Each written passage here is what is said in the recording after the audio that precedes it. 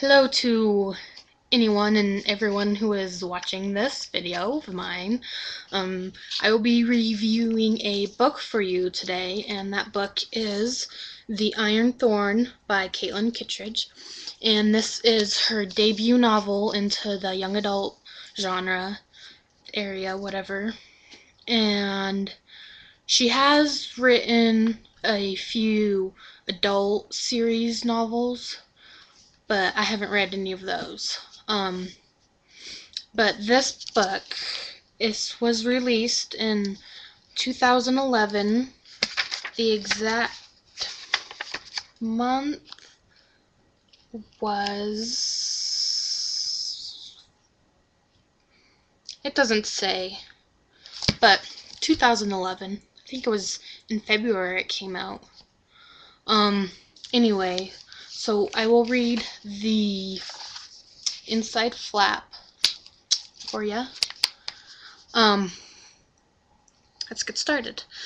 In the city of Lovecraft, the proctors rule, and a great engine turns below the streets, grinding any resistance to their order to dust.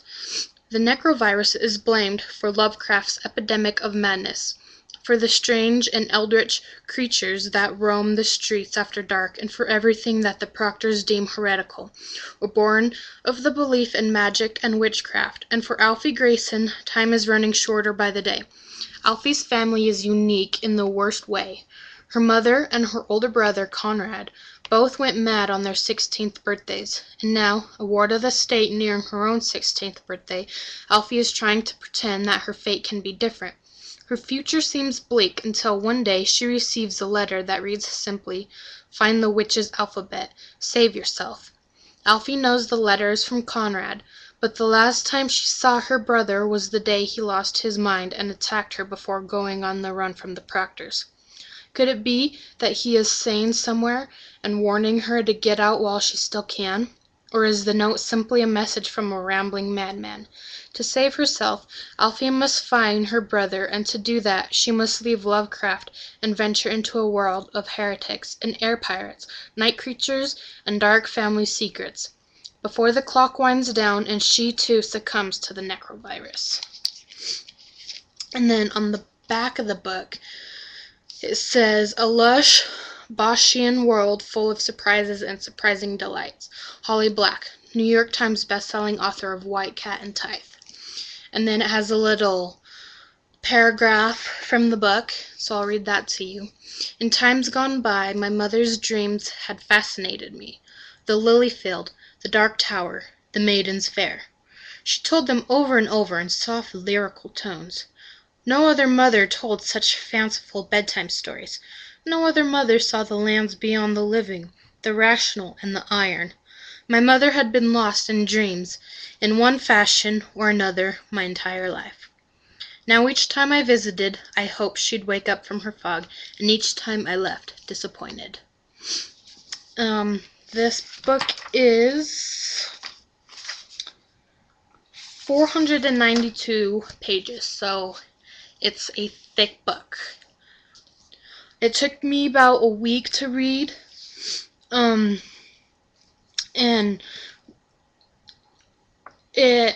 the very beginning was very fast-paced. I was really into it, so the first 200 pages, maybe 150, I was really enjoying it.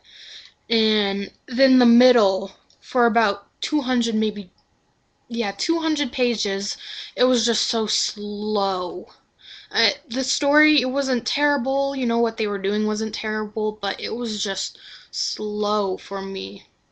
But then, like, the last 100 pages, it picked up again, so I was really excited that it had picked up in the end, because I was really getting disappointed there in the middle. So the main character is Alfie, and that's her on the cover, right there. And, she gets the letter from her brother, who she still believes may be sane, and she believes that he needs her help. And so her and her best friend Cal, they decide to get out of the city and go to her father's house, which is where Conrad told her to go. So they hire a guide out of the city. His name is Dean, and he guides them out of the city without being caught by the proctors, which they're like the police of the city. Um, and they get out of the city, and they have a couple adventures before they reach her house, and it's really exciting. It was fast paced. They get to her house, and she discovers something really amazing about this house, and it blew my mind what the house could do. And the secrets behind this house and the history of her family, the secrets, it's just amazing. Um, Dean, he was very loyal. He didn't leave her side. I really, really liked him. There is romance in this book, and it wasn't gushy. She wasn't, every other word wasn't Dean, Dean, Dean. Oh, boy, boy, boy, I want this boy. What am I doing wrong? It wasn't annoying. It didn't drive me nuts. And that's the kind of romance that I like. The kind that doesn't irritate the crap out of me. Her best friend, Cal, I could have stabbed him in the throat, though. He drove me insane. I didn't like him at all. Not in the beginning of the book, not in the middle of the book, not at the end of the book. At the end of the book, he was just weird. It was weird. I'm not gonna give anything away because I'll just ruin it, but it was weird. He was weird. I didn't like him. I could have done without him. But this book was really amazing, though. I think it's going to be in a series. There isn't any, I haven't seen any sequel book, but I've heard it's called the Iron Codex series. So, yeah. But there isn't any announcement for a second book yet, but that's okay. We'll get one. Because this book, it needs one. It was so good. So, so, so good. So I give it 4 out of 5 stars because Cal was annoying as hell, and then the middle was just slow. So that made it a 4-star for me.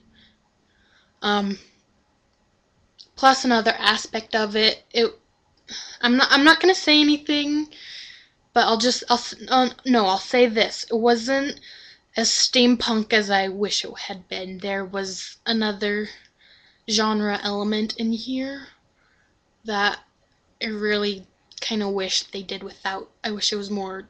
I wish it was just steampunk, but it was a mix, and you'll see which kind it is. I'm not gonna tell you.